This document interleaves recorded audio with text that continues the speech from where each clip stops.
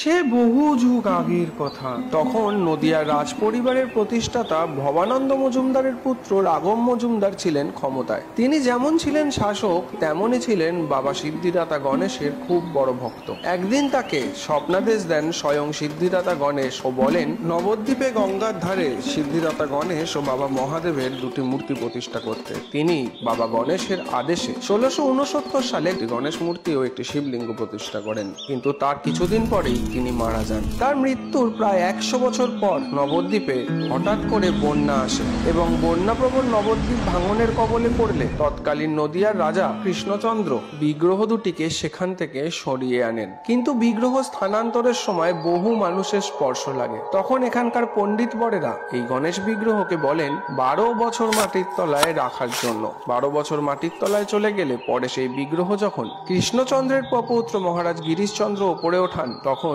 বিগ্রহটি তোলার সময় গণেশের সুরটি ভেঙে যায় এবং তিনি চিন্তিত হয়ে পড়েন। তখন তার রাজ দরবারে কোথা থেকে এক অজ্ঞাত শিল্পী আসেন এবং তিনি বলেন যে গণেশ মূর্তিটি তিনি পুনর্নির্মিত করবেন।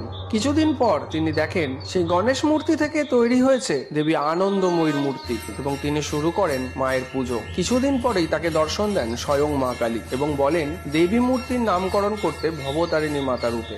সেই কারণে দেবীর পুনরায় নাম হয় মা ভবতারিণী ও প্রতিষ্ঠা হয় গিরিশচন্দ্র মহারাজের হাত ধরে। জয় মা কালী।